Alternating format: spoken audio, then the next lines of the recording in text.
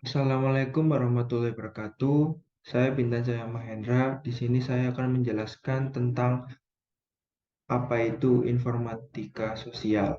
Eh, Informatika sosial ini bisa diacu pada studi yang meneliti aspek sosial, komputerisasi, termasuk peran teknologi informasi dalam perubahan sosial dan organisasi, dan cara organisasi sosial teknologi informasi dipengaruhi oleh kekuatan sosial dan praktik sosial.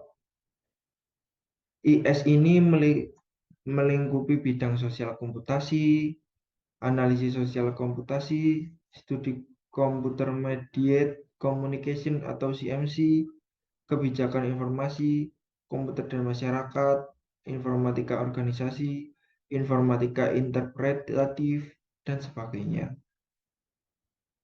Oke. Atau kita dapat menjelaskan atau mendeskripsikan informatika sosial dengan lebih mudah, yaitu informatika sosial adalah studi yang mempelajari aspek-aspek sosial dari komputerisasi termasuk peran teknologi informasi dalam perubahan sosial dan organisasi pada zaman sekarang. Oke. Selanjutnya,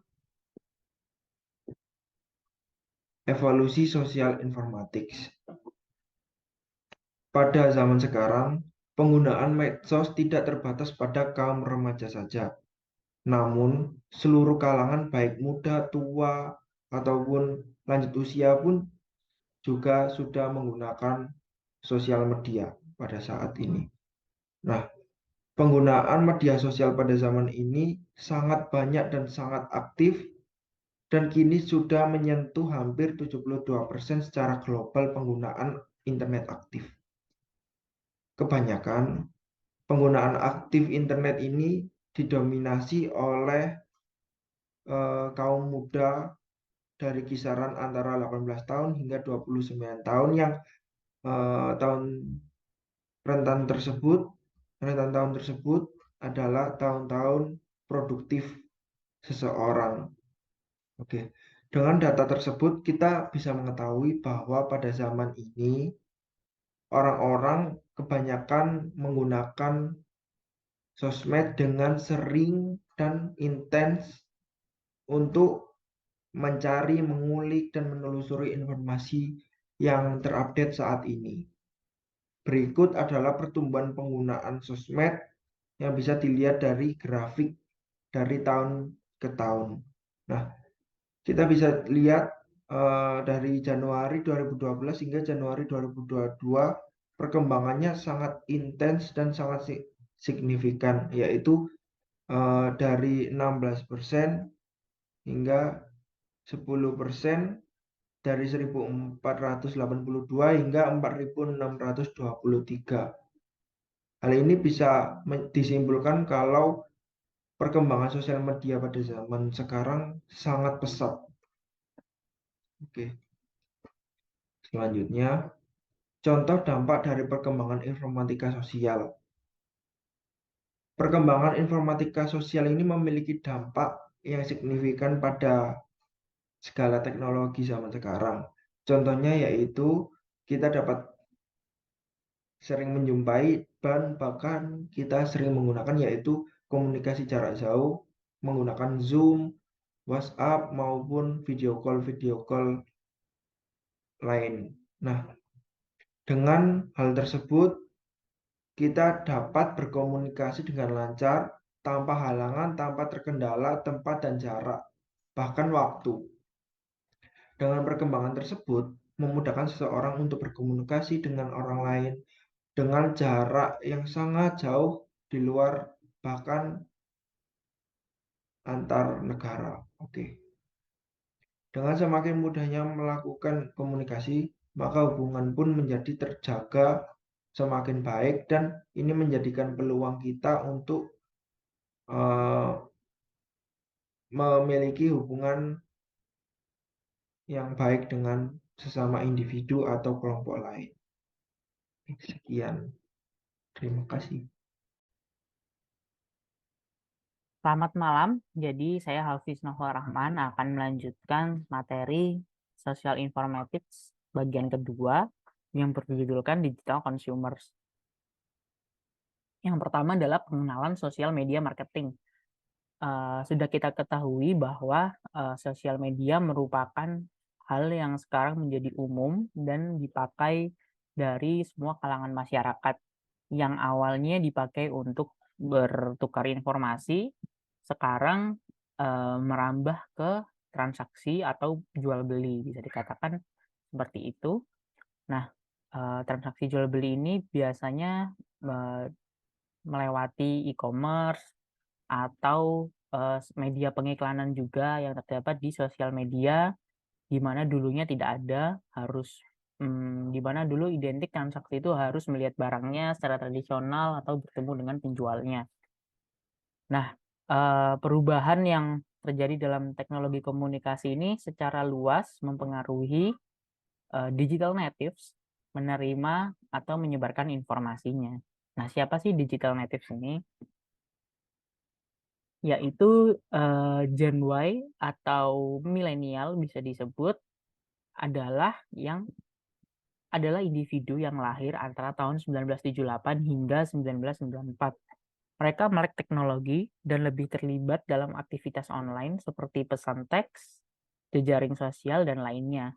Di Amerika sendiri, milenial ini dianggap sebagai kelompok yang kuat secara ekonomi karena dengan pengeluaran tahunan 200 miliar dolar. Nah, yang kedua adalah kepercayaan media sosial, di mana sekarang kita bertransaksi melalui online, maka kita sebagai penjual ataupun pembeli harus bisa memberikan atau memiliki kepercayaan agar kita bisa bertransaksi dengan aman dan dapat membuat customer yang loyal gitu. Berikutnya adalah kemudahan pengguna media sosial. Nah, ini adalah di dalam pengenalan sosial media marketing ini adalah di mana masyarakat dituntut untuk mengerti bagaimana menggunakan media sosial gitu. Lalu ada yang berikutnya, yang keempat adalah berbagi informasi media sosial.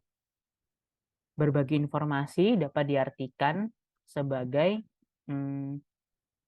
anggota komunitas virtual milenial memiliki akses ke informasi satu sama lain yang dianggap sebagai kepentingan bersama dan menguntungkan. Informasi ini termasuk berbagi informasi profil atau foto dan yang lainnya. Bisa juga berdiskusi untuk masalah topik-topik yang sedang hangat dibicarakan atau yang sangat penting untuk disampaikan ke masyarakat luas. Nah, ini merupakan tahapan dari sosial media marketing strategi. Jadi ada stage pertama adalah SWOT analisis, yang kedua adalah setting goal yang akan dicapai, yang ketiga adalah inventory selection, yang keempat kita memilih teknologinya, yang kelima opsi pembayarannya. Tentunya ini sangat krusial karena masyarakat bisa memiliki banyak akun rekening atau dompet digital yang akan digunakan. Selanjutnya adalah opsi pengiriman. Yang terakhir, sebelum yang terakhir, yang ketujuh adalah layanan dari customer service, layanan customer untuk pelayanan secara online tentunya. Dan yang terakhir adalah marketing seperti promosi dan juga iklan. Nah, kita masuk yang kedua, yaitu pengaruh sosial media pada media marketing. Nah, karena maraknya sosial media ini, maka tidak ada lagi segmentasi, penargetan, atau pemosisian. Di era digital, suatu produk memiliki jangkauan yang mendunia, didukung dengan teknologi internet yang merupakan media yang sangat kaya dan terjangkau. Yang berikutnya adalah keterjangkauan adalah realitas baru.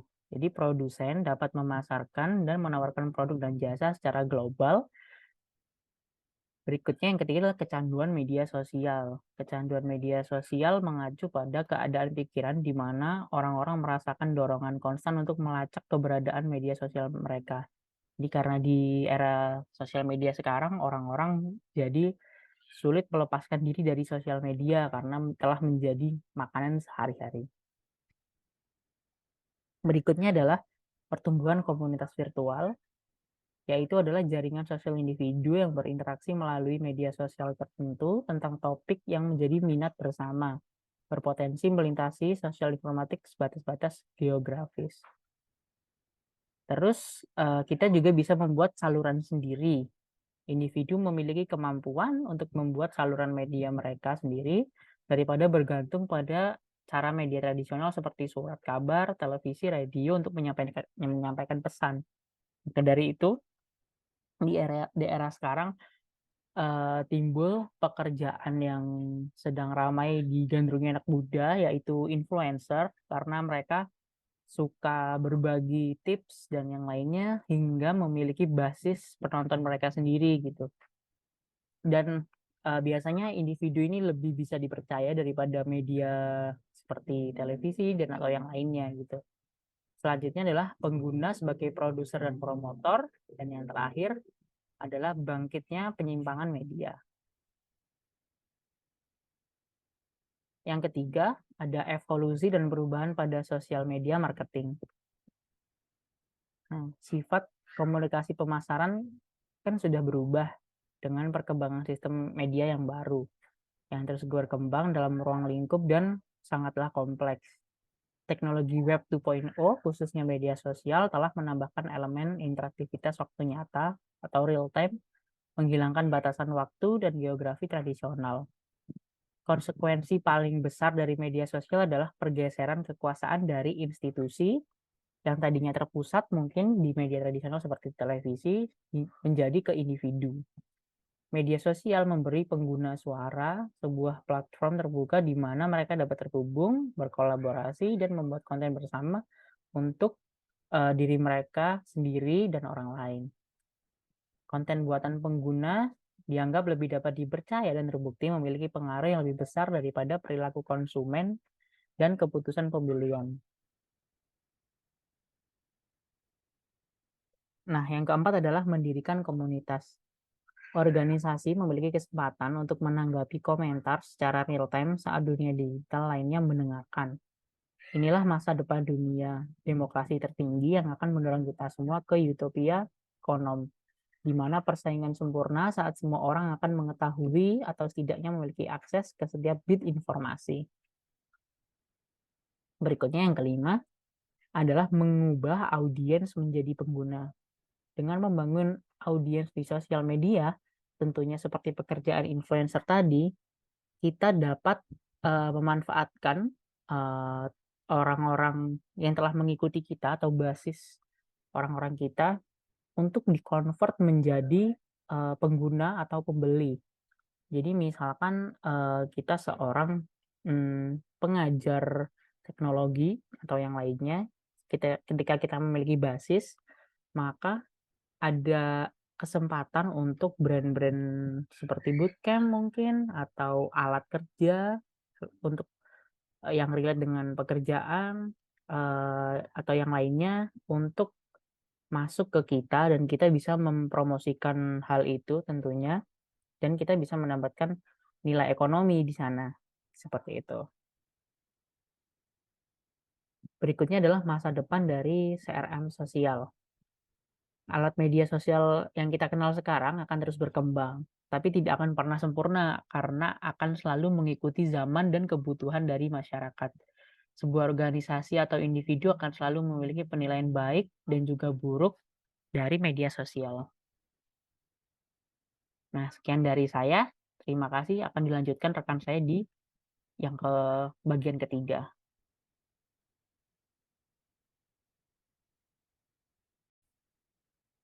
Assalamualaikum warahmatullahi wabarakatuh.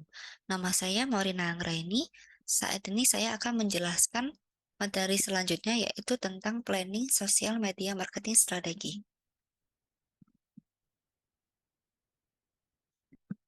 PayPal merupakan suatu alat transaksi yang sering digunakan oleh banyak pengusaha, mulai dari pengusaha kecil hingga pengusaha kelas atas.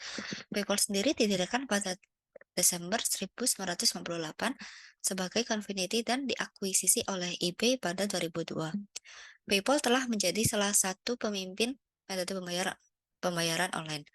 Kelebihan dari PayPal antara lain, konsumen dapat membuat akun secara gratis, menambahkan kartu kredit mereka atau cek akun ke akun mereka yang lain. Lalu, kemudahan untuk mengirim dan menerima uang secara online dengan device manapun. Selanjutnya yaitu WordPress. Dalam istilah non-teknis, WordPress berarti perangkat lunak sumber terbuka yang dapat digunakan untuk membuat situs web, blog, atau aplikasi yang indah. WordPress digunakan oleh 30% situs web dan blog di web, mulai dari hobi hingga situs berita online arus utama. WordPress sendiri merupakan sistem manajemen konten. Sistem manajemen konten atau content management system adalah aplikasi perangkat lunak yang menyediakan kemampuan untuk membuat, mengatur, mengedit, dan menerbitkan konten ke web. WooCommerce merupakan platform e-bisnis sumber terbuka yang digunakan dengan situs web yang dihosting sendiri oleh WordPress untuk membuat toko online. Kategori bisnis lain yang menggunakan WooCommerce meliputi belanja, hiburan, kesehatan, teknologi, sosial, dan pendidikan. Fitur WooCommerce antara lain dibangun di WordPress. Seperti yang disebutkan sebelumnya, WooCommerce dibangun di atas konten WordPress System Management. Lalu selanjutnya yaitu tanpa biaya di muka atau bulanan. Karena plugin WooCommerce adalah perangkat lunak sumber terbuka, plugin ini tidak memerlukan biaya penyiapan atau biaya pemakaian bulanan. Lalu selanjutnya yaitu jaminan uang kembali 30 hari. WooCommerce menawarkan uang kembali 30 hari, kebijakan jaminan, dan pengembalian uang yang dapat diajukan melalui situs web mereka. Selanjutnya yaitu pembayaran aman dan terjamin untuk pelanggan. WooCommerce menyediakan fitur keamanan untuk membantu mengamankan dan melindungi bisnis informasi kartu kredit konsumen. Dan selanjutnya yaitu menjual produk fisik atau digital. Penjual pada WooCommerce bisa menjual kombinasi keduanya. Pemilik toko dapat membuat dan menjual kelas online menggunakan ekstensi CNC. Lalu selanjutnya yaitu beberapa gateway pembayaran.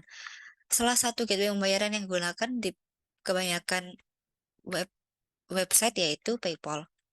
Tapi WooCommerce juga menjalankan gateway pembayaran yang lain yaitu seperti Amazon Payment, Stripe, Payfast, dan lain-lain. Dan yang terakhir yaitu inventaris tidak terbatas. Pada WooCommerce, pemilik toko tidak ada batasan jumlah barang yang bisa dijual. Selanjutnya yaitu tema e-commerce atau e-commerce terms. Sebelum meluncurkan toko e-commerce, apapun, pengalaman pelanggan harus dipertimbangkan dan direncanakan dengan cermat. Saat memilih tema, estetika dan tata letak harus dipertimbangkan, tetapi juga harus menyambung dengan tujuan bisnis. Creating online store. Menyiapkan toko online dengan WooCommerce bukanlah tugas yang menakutkan seperti yang mungkin dipikirkan beberapa orang. Dengan berbagai visa penyiapan dan visa penyesuai yang berfungsi sebagai panduan sepanjang acara, toko online dapat diatur dengan cepat. Branded Social Experience. Pengalaman merek menggambarkan pengalaman nyata dan emosional yang dimiliki konsumen saat berinteraksi dengan merek. Pengalaman merek mencakup semua perasaan yang dimiliki konsumen sebelum, selama, dan setelah berinteraksi dengan merek. 4 komponen desain pengalaman merek yaitu persepsi. Persepsi merupakan bagian penting dari pengalaman. Ini termasuk interaksi audio, visual, dan taktis yang memungkinkan pelanggan menghubungkan pengertian tertentu dengan kampanye iklan. Selanjutnya ada partisipasi. Kemungkinan besar pelanggan akan mendapatkan pengalaman merek yang positif jika mereka dapat berpartisipasi dalam beberapa cara daripada hanya menonton, seperti berinteraksi dalam forum pernyataan online waktu nyata. Selanjutnya yaitu personalisasi. Mendorong koneksi di berbagai segmen pelanggan dengan memanfaatkan data yang diberikan pengguna bersama dengan interaksi media sosial dan data keterlibatan lainnya. Lalu selanjutnya adalah prioritas. Maksud dari prioritas di sini yaitu memilih metrik merek tertentu seperti sebutan sosial yang positif atau pembelian berulang untuk diprioritaskan. Sekian, terima kasih. Oke. Halo, Assalamualaikum warahmatullahi wabarakatuh. Kembali lagi bersama saya, Andika Tata. Pada kesempatan kali ini, aku akan berbagi materi dengan kalian dan melanjutkan materi yang telah disampaikan teman-teman saya sebelumnya. Pada video kali ini, aku akan berbagi tentang materi mengenai online store. Seperti yang kalian ketahui, belanja online menjadi semakin populer pada zaman ini. Contohnya seperti pada Tokopedia, Bukalapak, Shopee, Lazada, sosial media, dan website. Mereka itu telah berguna membantu semua orang untuk mendapatkan barang yang mereka inginkan dan membantu penjual untuk memasarkan produk yang mereka pasarkan. Tapi apakah kalian sudah tahu pengertian dari online store itu sendiri? Nah, jika belum tahu, definisi dari online store atau toko online itu adalah sebuah situs web yang menyediakan produk untuk dijual secara online kepada konsumen.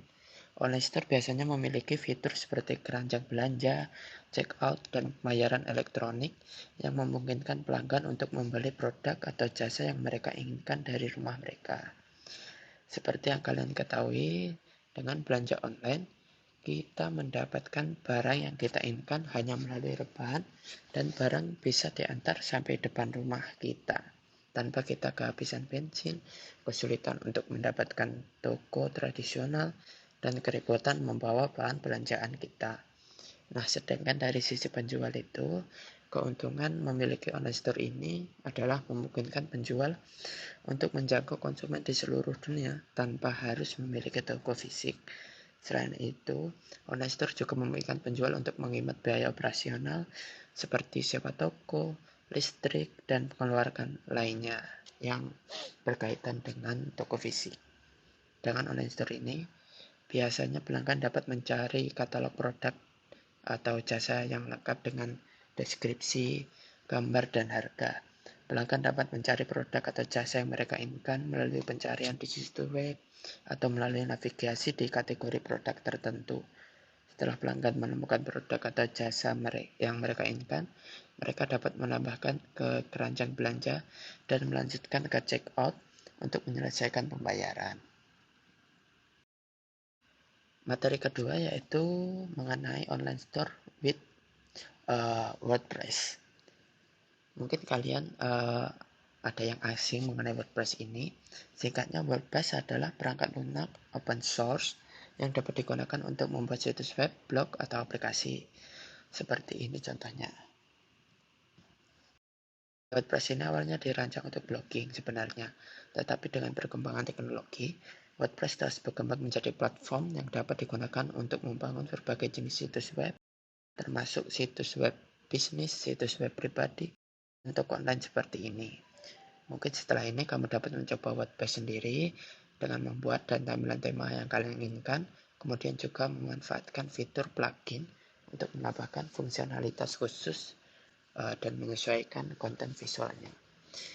WordPress ini bersifat open source, artinya kode sumbernya dapat diakses dan dimodifikasi oleh pengguna dan pengembang, sehingga memungkinkan pengguna seperti kalian untuk membangun situs web yang dapat menyesuaikan kebutuhan kalian.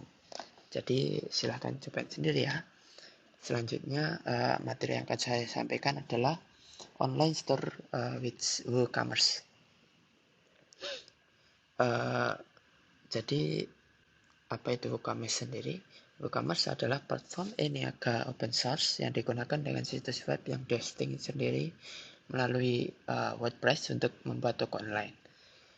Nah, jadi WooCommerce ini adalah solusi e-niaga mandiri yang diinstal sebagai plugin dari si WordPress tadi, kemudian diinstal, kemudian akan tersedia dalam dashboard WordPress yang nantinya membuatnya mudah untuk dikelola dan diperbarui. WooCommerce ini menggunakan tema etalase yang terlihat sederhana, namun profesional untuk membuat tampilan dan tata letak toko online. Jadi cobain sekarang juga jika kalian ingin memulai membuka toko online kalian. Dengan menggunakan WooCommerce ini, kalian dapat menjual berbagai jenis produk termasuk fisik, digital, dan layanan. WooCommerce juga menawarkan berbagai fitur seperti manajemen stok, pengiriman, pembayaran, dan laporan penjualan. Kemudian secara singkat, saya akan menjelaskan bagaimana cara membuat website e-commerce menggunakan WooCommerce. Yang pertama yaitu dapatkan hosting dan nama domain. Kalian usahakan untuk memilih nama domain yang mudah dicari oleh calon pembeli dari produk kalian. Terus siapkan alamat email khusus, kemudian install WordPress dan WooCommerce, kemudian mulai customasi toko kalian menyesuaikan dengan tema dan konten yang sudah kalian buat, kemudian install tema dan template toko, kemudian pengaturan awal WooCommerce, yang ketujuh sesuaikan situs web, dan kedelapan sesuaikan halaman toko kalian. Mungkin itu sekilas mengenai WooCommerce. Selebihnya bisa kalian explore sendiri secara detail dan rasakan manfaatnya terhadap toko online yang ingin kalian buka.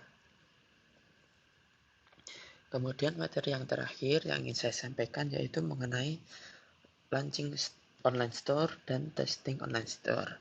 Mungkin sekarang ini kamu sudah ada niatan untuk membuka bisnis online dengan membuka online store. Mungkin saya akan berbagi beberapa tips untuk memulai bisnis online store itu. Yang pertama yaitu pastinya kalian harus mencari platform e-commerce yang tepat buat kalian.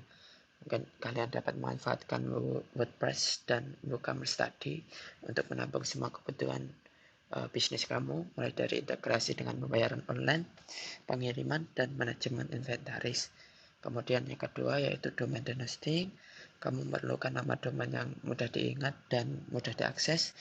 Kemudian desain dan konten pada website yang menarik dan relevan untuk kenyamanan pembeli kalian dalam menjelaskan apa yang kamu miliki untuk dijual. Jika semuanya sudah siap, kamu dapat launching toko online kamu dengan jangan lupa selalu cek bagaimana performa tokomu dan pasarkan ke publik agar pembeli tahu mengenai website dan produk yang kamu jual seperti ini misalnya.